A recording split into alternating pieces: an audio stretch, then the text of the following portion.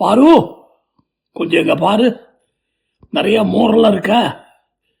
நிறைய மோரெல்லாம் இருக்கு, கவலைப்படாதீங்க அப்படின்னு பர்வதம்மா பதில் சொல்ல, அவருடைய ஹஸ்பண்ட் அதிவீர பாண்டியன் 2 பேரும் திருநெல்வேலி பக்கம் அங்கேருந்து வந்து அமெரிக்காவில் செட்டில் ஆனவங்க. அமெரிக்காவில் எங்க, நம்ம ஊர் நேஷ்வில் தான், நேஷ்வில் டெனசி. அங்கே வந்தாங்க. இப்போ தான் ரீசெண்டாக கலிஃபோர்னியாவிலேருந்து மாறி அவருடைய ஜாபு நேஷ்வில்லுக்கு அவர் ட்ரான்ஸ்ஃபர் பண்ணிட்டாங்க. ஸோ அதனால் தன்னுடைய ஒய்ஃபு பர்வதம்மாவை கூட்டிக்கிட்டு நேஷ்வில்லுக்கு வந்து ஒரு அப்பார்ட்மெண்ட்டில் ரெண்ட்டுக்கு ஒரு 6 மாதம் இருந்துட்டு இப்போ தான் புது வீடு வாங்கியிருக்காரு. சில ஃப்ரெண்ட்ஸ் எல்லாம் கிடச்சிருந்தாங்க. எல்லா ஃப்ரெண்ட்ஸையும் ஒரு ஹோமம் பண்ண போகிறோம், ஈவினிங்கில் ஒரு சின்ன பார்ட்டி இருக்குது, எல்லாம் காலம்புற ஹோமத்தை அட்டன் பண்ணிவிட்டு வீட்டுக்கோ வேலைக்கோ போகிறவங்கெல்லாம் போயிட்டு கிட்டு வந்து சாயங்காலம் பார்ட்டி கட்டாயமாக அட்டன் பண்ணணும். வெள்ளிக்கிழமை நிறைஞ்ச நாள், இன்னைக்கு பௌர்ணமி வேற, அதனால மிஸ் பண்ணாதீங்க. அண்ட் எந்த ஃபார்மாலிட்டியும் கிடையாது, வந்து ஹாப்பியாக வந்து என்ஜாய் பண்ணுங்க அப்படின்னு சொல்லிட்டு அதிவீர பாண்டியன் எல்லாத்தையும் சொல்ல, பர்வதம்மாவும் ஆமாம் ஆமாம் அப்படின்னு கூடவே ஜாலரா அடிக்க, நைஸ் கப்புள். அண்ட் கிட்டத்தட்ட ஒரு 55-56 வயசு இருக்கும் அவருக்கு. பர்வதம்மாவுக்கு ஒரு 50 வயசு இருக்கும். ஒரே பையன் லண்டனில் படிச்சுக்கிட்டு இருக்கான் ஜம்முன்னு, ஆக்ஸ்ஃபோர்டு யூனிவர்சிட்டின்னு ஒரே பெருமை அவங்களுக்கு. அப்படிப்பட்ட நல்ல அருமையான அட்டகாசமான ஃபேமிலி. திருநெல்வேலியில் ரொம்ப கஷ்டப்பட்டு இருந்த ஒரு விவசாயியுடைய பையன் தான் அதிவீர பாண்டியன். பர்வதம்மாவும் சாதாரண ஃபேமிலி, பட் படித்து கடிச்சு விவசாய ஃபேமிலியாக இருந்தாலும் முன்னுக்கு வந்தவர் அதிவீர பாண்டியன். நல்ல அருமையான அழகான பேர். அப்படிப்பட்டவங்க நல்லவங்க தான். ஆனால் அப்பப்போ அதிவீர பாண்டியன் சொல்லுவார், மனுஷனுக்கு எந்த ரூபத்தில் எப்படி பிரச்சனை வருதுன்னு யாருக்கும் நம்ம சொல்ல முடியாது. திடீர்னு நமக்கு எல்லாம் சின்ன பிரச்சனையாக தோன்றது, அதை படுறவனுக்கு பெரிய பிரச்சனையாக இருக்கும். ஏன்னா அந்த ஷூஸில் நம்ம இருந்தால் தான் நமக்கு தெரியும். ஏன்னா அந்த ஷூஸ் சாக்ஸ் ரொம்ப நாத்தம் அடிக்கும். மற்றவங்க ஷூ எல்லாம் யூஸ் பண்ணாதீங்க. அறிவு கட்டவளே, உனக்கு சொல்லி புரிய வைக்கிறதுக்குள்ள பெரும்பாடு. சின்ன பிரச்சனை கூட அவனுக்கு இருக்கிற போது நம்ம எதுக்கு இந்த சின்ன பிரச்சனைக்கு கவலைப்படுறான்னு நம்ம யோசிப்போம். ஆனால் அந்த பிரச்சனை நமக்கு வரபோது தான் அது படுத்துகிற பாடு எவ்வளோ பெருசுன்னு தெரியும்னு சொல்ல வந்தேன். அவன் இதுக்கு எதுக்கு ஷூ சாக்ஸ் சொல்லிட்டு இருக்கேன் அப்படின்னு அவன் கேட்க, ஐயோ உனக்கு நான் எப்படி புரிய வைப்பேன்னு தெரியலையே பர்வதம்மா அப்படின்னு சொல்லிட்டு கிட்ட வந்து புரிஞ்சுது. இருந்தாலும் உங்கள்கிட்ட ஜோக் பண்ணேன், இப்படியெல்லாம் ஜோக் பண்ணாதம்மா, ரொம்ப சீரியஸாக அழுக வருது இந்த ஜோக்கு கேட்டு எனக்கு அப்படின்னு புருஷனும் பொண்டாட்டி ஊடலில் ஈடுபட அவங்க வாழ்க்கை நல்லா புரிய போச்சு. நல்ல வீடை வாங்கிட்டாங்க. ஆனால் இவங்க 2 பேரும் ஒரே பையங்கிறதுனால ரொம்ப பணத்தை போட்டு பெரிய வீடெல்லாம் வாங்கிறதுக்கு பதிலாக கொஞ்சம் கிரவுண்டு கொண்டு நிறையா இருக்கிற இடமா பார்த்து ஒரு வீட்டை வாங்கினார். ஒரு 1/2 ஏக்கர் கிரவுண்ட் இருக்குது, பட் வீடு உள்ள சின்னது தான். மாடியில் 2 பெட்ரூமு ப்ளஸ் ஒரு பால்கனி மாதிரி, கீழே மாஸ்டர் பெட்ரூம் அண்டு ஒரே ஒரு பாத்ரூம் தான். ஸோ அதனால் கெஸ்ட் எல்லாம் வந்தால் கொஞ்சம் கேர்ஃபுல்லாக இருக்கணும். ஆனால் இவங்க வீட்டு பக்கத்துலேயே ஒரு பிபி கேஸ் ஸ்டேஷன் இருந்தது. ஒரு 1/2 மைல் டிரைவ் பண்ணி போனால் வந்துடும் அந்த சப்டிவிஷனுக்கு வெளியில். ஸோ ரொம்ப ப்ராப்ளம் எவ்வளோ அந்த மாதிரியா இருக்காது. பிரச்சனைன்னு சொன்னால் இவங்க வீட்டில் ஏதாவது பிரச்சனைன்னா உடனே போய்ட்டு அந்த பிபி பக்கத்தில் இருக்காங்க, போயிட்டு வந்துருங்கன்றுவாங்க. அந்த மாதிரி மனசுக்குள்ளே ஏற்கனவே புது வீடாச்சே, பக்கத்தில் எல்லாத்தையும் பார்த்து வச்சுருந்தாங்க. ஏன்னா பாத்ரூம் பிரச்சனை வச்சு இருக்க போகுதுன்னு இவங்க அன்றைக்கி அரேஞ்ச் பண்ணிருந்த அன்றைக்கி வந்து பார்த்தா பாத்ரூமில் கொஞ்சம் ப்ராப்ளம். ஃப்ளஷ் பண்ணாக்க வாட்டர் சரியாக போக மாட்டேங்கிறது. 2 தடவை ஃப்ளஷ் பண்ணால் ஓவர் ஃப்ளோ பண்ணுறது. இந்த மாதிரிலாம் இருக்கிற போது ஒரு 30-40 பேர் இருந்தால் என்ன பிரச்சனைங்கிறது யோசித்து பார்த்தாங்க. மாடியில் இருக்கிற பாத்ரூம் அந்த இதுவும் அவ்வளோ ஓஹோன்னு ஒர்க் பண்ணுற மாதிரி தெரியல. ஸோ அதனால் பாரு, இந்த பிரச்சனையை எப்படி சால்வ் பண்ணுறது தெரியலையே, கீழே இருக்கிற பாத்ரூம் கிட்ட நான் வந்து ஒரு அவுட் ஆஃப் ஆர்டர்னு ஒரு சின்ன பேப்பரில் எழுதி போட்டு வச்சுட்டு போகிறேன். ஸோ தட் வரவங்கெல்லாம் பாத்ரூம் யூஸ் பண்ண முடியாது. மாடியில் இருக்கிறது எப்படின்னு 2 தடவை செக் பண்ணணும். போய் பார்த்தா எனக்கு ஒன்றும் அவ்வளோ திருப்தியாக இல்லை. அதுலேயும் ஏதோ அடைச்சிக்கிட்டு இருக்க மாதிரி தான் இருக்குது சரியன் அப்படின்னு அதிவீர பாண்டியன் சொல்ல, ஐயோ வரவங்க என்ன பண்ணுவாங்க, எல்லாம் குளிர்காலம் வேறு, அதெல்லாம் மேனேஜ் பண்ணிப்பாங்க. ஒரு இடத்துக்கு வந்தால் ஒரு 2-3 ஹவர்ஸ் எல்லாம் அடைக்கிட்டு இருக்கு தெரியாதா? அவுட் ஆஃப் ஆர்டர் நம்ம என்ன பண்ண முடியும்? நம்ம என்ன வேணும்ட்டா சொல்கிறோம்? பட் இருந்தாலும் நம்ம வீட்டு புது வீடு, பாத்ரூமு எல்லாரும் கண்டவங்கெல்லாம் வந்து யூஸ் பண்ணுறது எனக்கு பிடிக்கவும் பிடிக்காது. I'm happy. கொஞ்சம் ஒரு மாதிரி இதாக இருக்கேன்னு அப்படின்னு ஓரளவுக்கு நல்லா இருக்கிற பாத்ரூமையே அவுட் ஆஃப் ஆர்டர் ஆக்கிட்டாரு அது வீரபாண்டியன். ஏன்னா அவருக்கு நிஜமாலே பாத்ரூம் ஊற்றுலாம் மற்றவங்க யூஸ் பண்ணால் அவ்வளோ பிடிக்காது. பர்வதம்மாவுக்கும் அப்படி தான். பட் இருந்தாலும் அதெல்லாம் ஓப்பனாக பேச முடியுமா, சொல்ல முடியுமா அப்படின்னு சொல்லிட்டு அன்றைக்கெல்லாம் காலையில் ஹோமங்கமெல்லாம் பிரமாதம் நடந்தது. காலையில் எல்லாம் ஆஃபீஸ் அதெல்லாம் போகிறதுனால வந்து ஒரு 10 நிமிஷம் தலையை காமிச்சிட்டு எல்லாம் டக்குன்னு கிளம்பி வேலையை பார்க்க போயிட்டாங்க. வெள்ளிக்கிழமை அண்டு எல்லோரும் கடன் கலைஞ்சு போனதுனால 8லேருந்து 9 முகூர்த்தம். அந்த நேரத்தில் தான் இந்த பூஜையெல்லாம் பண்ணாங்க. வந்தாங்க, காஃபி சாப்பிட்டுட்டு இட்லி வடை சாப்பிட்டுட்டு போயிட்டு சாயங்காலம் பார்க்கலான்னு போயிட்டாங்க. இந்த பாத்ரூம் பிரச்சனைலாம் வரல. அப்புறம் சாயங்காலம் எல்லோரும் ஒரு 7 மணிக்கு கும்மி அடித்து விளையாட கூட புது வீடு பிரமாதமாக இருக்குது. காம்பேக்ட் ஹவுஸ், 2 பேருக்கு சௌரியமாக இருக்கும். உங்களுக்கு சின்ன வீடாக இருந்தாலும் பார்க்குறதுக்கு ரொம்ப சுபீட்சமான வீடு மாதிரி தெரியறதெல்லாம் எல்லாரும் என்னெல்லாம் சோப்பு போட முடியுமோ அவ்வளோ சோப்பை போட்டு நீங்கள் புதுசாக வந்திருக்கே உங்களுக்கு எங்கள் வாழ்த்துக்கள் அப்படின்னு சொல்லி வீட்டுக்கு தேவையான கிஃப்ட்லாம் பார்சல்லாம் கொண்டு கையில் கொடுத்து இது வந்து உங்களுக்கு யூஸ்ஃபுல்லாக இருக்கும், அது யூஸ்ஃபுல்லாக இருக்கும்லாம் சொல்ல ரொம்ப சந்தோஷமாக எல்லாரும் பேசி இருக்கிற போது ஒரு 1 or 2 hours ஹாப்பியாக போகிறது. நல்ல அருமையான சமையல் பண்ணியிருந்தாங்க நம்ம பர்வதம்மா. அது திருநெல்வேலி சைடு உள்ள ஸ்பெஷாலிட்டி ஐட்டம்ஸ் எல்லாம் பண்ணி அசத்தி பிரமாதமாக பால் பாயசம் அது என்ன இதெல்லாம் ஜோராக இருந்தது. எல்லோரும் ரொம்ப ரசித்து சாப்பிட்டு எல்லாம் பண்ணிவிட்டு 2 பசங்க, டீனேஜ் பசங்க, hey I need to use the bathroom அப்படின்னு சொல்ல, where is the bathroom here அப்படின்னு கேட்குறாங்க.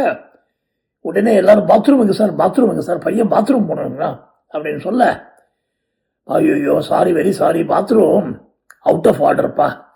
அது என்னவோ தெரியல, புது வீடு ஃப்ரெஷ் பண்ணாக்க ஓவர்ஃபுல்லாக இருக்குது. அதுக்கப்புறம் க்ளீனிங் பெரிய ப்ராப்ளமாக இருக்குது. அண்ட் எவ்வளவோ ட்ரை பண்ணோம் ப்ளம்பருக்கு, அவன் மண்டே தான் வர முடியும்ட்டான். என்ன பண்ணுறதுன்னு தெரியலன்னு பரசை கல்லாக்கின்னு ஒரு போட்டு, தம்பி விடுவிடுன்னு இப்படி நடந்து போனேன்னா பக்கத்தில் ஒரு பிபி கேஸ் ஸ்டேஷன் இருக்குது, சிரமத்தை பார்க்காம கொஞ்சம் போயிட்டு வந்துடும் ப்ளீஸ் அப்படிங்க. எல்லோரும் ஒரு மாதிரி பார்க்க, அப்பாடி பாத்ரூம் பிரச்சனை சொல்லியாச்சு, இனிமேல் நிறைய பேர் பாத்ரூம் ப்ராப்ளம்னு இது பண்ண மாட்டாங்க அப்படிங்கிற மாதிரி அந்த பையன் திருதுன்னு முடிச்சுட்டு, ஓ மை காட் அப்படின்ட்டு அதுக்குள்ளே 4-5 பேர், சார் உங்கள் தோட்டத்தை பார்க்கணும், இருட்டி போச்சு நாளைக்கு பாருங்க, வெளிச்சத்தில் வந்தேன்னா நல்லா தெரியும்னு சார் சொல்ல, இல்லை பரவாயில்ல, என்னப்பா எல்லாம் பழிச்சுட்டு தான் இருக்குது, பௌர்ணமி வேறுன்னு சொல்லிட்டு 5-6 பேர் தோட்டத்துக்கு போயிட்டு, மனுஷங்களே பல பேர் நிறைய சத்து இருக்குது இதில், குடித்தா நல்லதுதான் சொல்லிட்டு அந்த காலத்தில் மொரார்ஜி சொன்னார். இப்போவும் நார்த் இந்தியாவில் பல பேர் சொல்கிறாங்க. அதனால செடிகளுக்கு நல்லது பண்ணுவோம்னு சொல்லிட்டு குளிர்காலத்தில் தோட்டத்து பக்கம் ஒதுங்கிறவங்க எல்லாம் நேச்சர்ஸ் கால் ப்ரெஷர் தாங்க முடியாமல் அங்கேயே தெரியுமே அவங்களுக்கு தான் சர் அடிச்சிட்டாங்க. எனிவே வீட்டுக்குள்ளேயும் அந்த குழந்தை அழ ஆரம்பித்த உடனே என்ன பண்ணுறதுன்னு தெரியாமல் மாடிக்கு எடுத்துகிட்டு போன்னு சொல்ல, இவர் மாடி பாத்ரூம் சரியில்லைன்னு சொல்ல ஒரே குழப்பம். எல்லாரும் அடா போங்கடா, நல்ல சோத்தை போட்டு அதை போட்டு இதை போட்டு நேச்சர்ஸ் காலுக்கு இந்த மாதிரி கண்ட்ரோல் பண்ணுறதுனா எப்படிடா பிபிக்கு ஓட முடியும், ஐயோன்னு சொல்லிட்டு அவன் துண்டை காணும் துணியை காணும்னு பாத்ரூம் பக்கம் ஓட, சில பேர் தோட்டம் பக்கம் ஓடிட்டானுங்க. வீடு நாஸ்தி ஆயிடுச்சு. அடிக்கடி எல்லாத்துக்கும் ஷிட்டும் பாரு நம்ம ஹீரோ. இப்போ நிஜமாலே வீடு ஃபுல்லா பட்டு எப்படி இருப்பாங்க அந்த வீட்டில். தோட்டம் பெருசாக இருக்குது பார்த்தா, ஆமாம் பார்த்தோம் ஃபென்ஸ் வேறு இருக்குது ஜம்முன்னு, படற ஐட்டமெல்லாம் ஃபென்ஸ் பக்கத்தில் வச்சிடலாம். ஆமாம் நல்ல ஐடியா அது, வேணா பந்தல் கந்தலை போட்டு தொந்தரவு இல்லாமல் ஃபென்ஸ் பக்கத்தில் வச்சிடலாமே அப்படின்னு அது வீரபாண்டியன் சொல்ல, பர்வதம்மாவும் அடே ஆமாம் நல்ல சூப்பர் ஐடியா கொடுத்தது நீங்கள் போங்க அப்படின்னு சொல்ல, அந்த இடம் தான் செடி நல்லா வளரும் பாருங்க, நல்லா உரமெல்லாம் போட்டிருக்கோம் நாங்கள் அப்படின்னு ஒரு போட்டார்.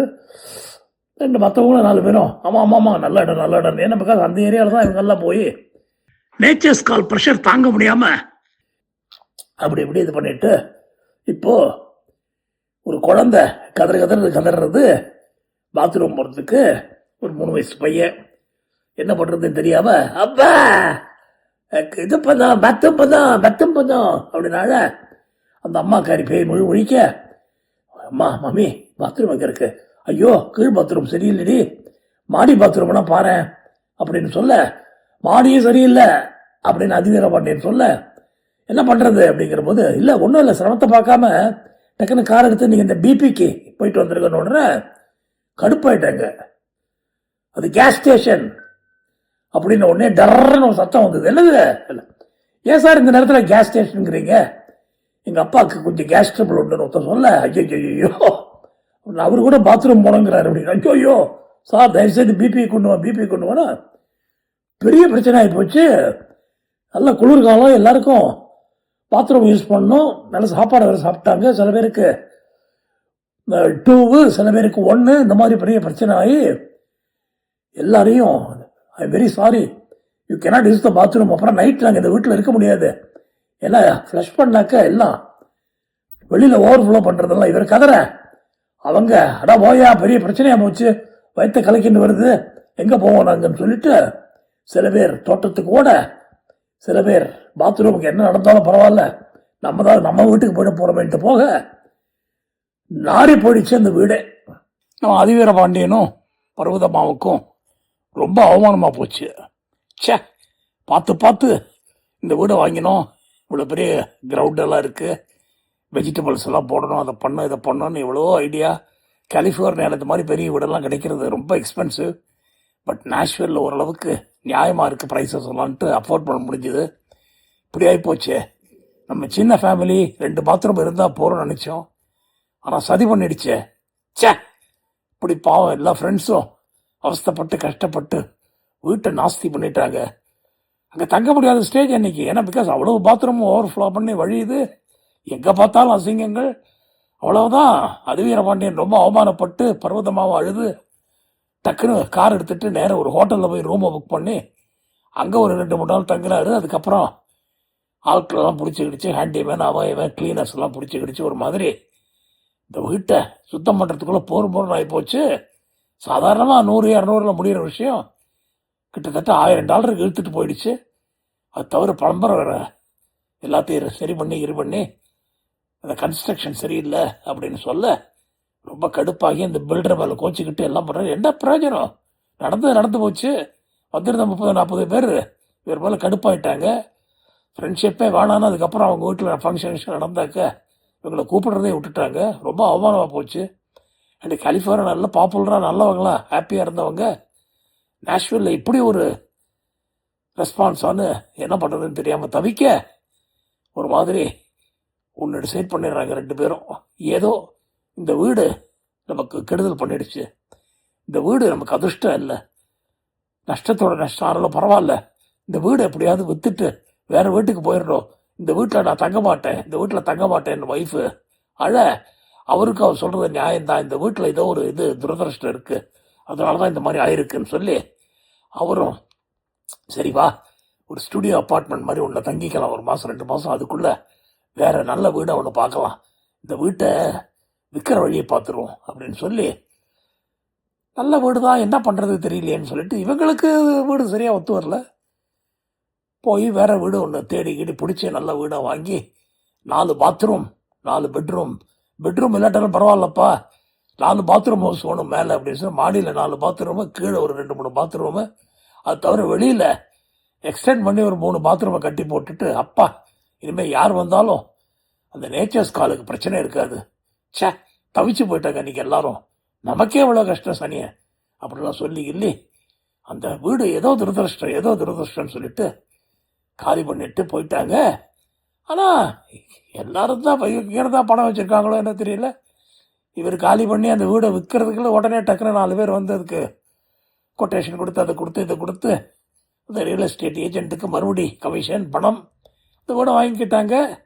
ஒரு கப்பல் ஜாலியாக குடியேறிட்டாங்க. இவங்க புது வீட்டில் போய் ஜம்பன்னு சந்தோஷமாக இருந்துக்கிட்டு எல்லார்ட்டையும் சாரி எங்களை மன்னிச்சிருங்க, அன்றைக்கி அந்த மாதிரி கிரகப்பிரவேசத்தில் ஆகும்னு நினைக்கிறேன், நாங்கள் பாத்ரூம் பெரிய பிரச்சனை, பாத்ரூம் ஒரு கை அப்படின்னு சொல்லிட்டு இந்த வீட்டில் 7 பாத்ரூம் இருக்குது எங்களுக்கு, வாங்க நீங்கள் தைரியமாக வாங்க அப்படின்னு சொல்லி ஃப்ரெண்ட்ஸ்க்கெல்லாம் மன்னிப்பெல்லாம் கேட்டுக்கிட்டு எல்லாம் பண்ணி மறுபடியும் வந்து கோலாகலமாக செலிப்ரேட் பண்ணி ஹோமங்கெல்லாம் பண்ணி பார்ட்டியெல்லாம் வச்சு மறுபடியும் அந்த ஃப்ரெண்ட்ஷிப் எல்லாம் ரினியூ பண்ணி எல்லாம் பண்ணி மக்களும் சரி பாவம் நம்மால் வருது வீட்டையே விற்றுட்டு வேறு வீடு வாங்கிட்டாரு, நல்ல பட்சம்தான் அதிவீர பாண்டியனும் பர்வதம்மாவுன்னு சொல்லி மறப்போம் மன்னிப்போம் அப்படின்னு எல்லாம் ஃப்ரெண்ட் ஆகி ஒரு மாதிரி எல்லாம் செட்டில் ஆகி ஒரு 2-3 மாதம் ஆகுது. வீட்டில் செட்டில் ஆகிட்டாங்க.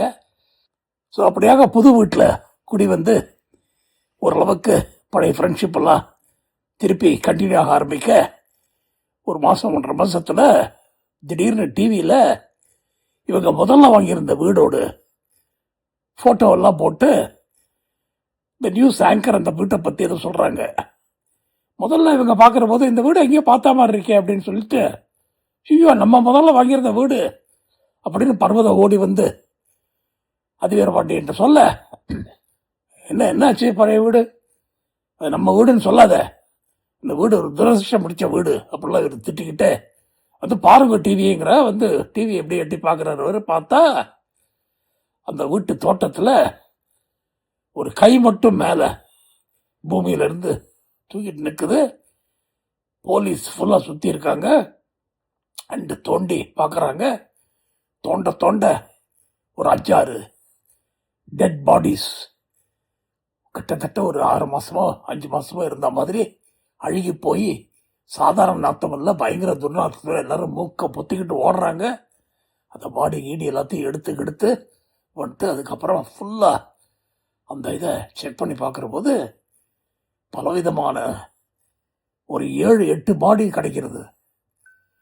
கிட்டத்தட்ட நாயுடுகால் கடை மாதிரி பாடி பாடி பாடி, எங்கே பார்த்தாலும் பாடி. அண்டு 1-2 மழை அடிச்சு இது பண்ணதில்லை, கை காலெல்லாம் வெளியில் நீட்ட பயங்கரமாக பிரச்சனை.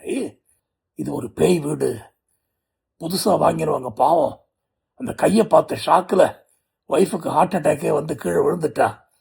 ஹஸ்பண்ட் ஓடி வந்து பார்த்து ஒய்ஃப் விழுந்த அதிர்ச்சியிலையும் அவரும் கையை பார்த்து பயந்து உடனே போலீஸுக்கு ஃபோன் பண்ணி எல்லாரும் ஹாஸ்பிட்டலில் கிடக்காங்க. பாவம், இந்த வீடு ஏதோ ஒரு துரதிருஷ்டம் அதில்.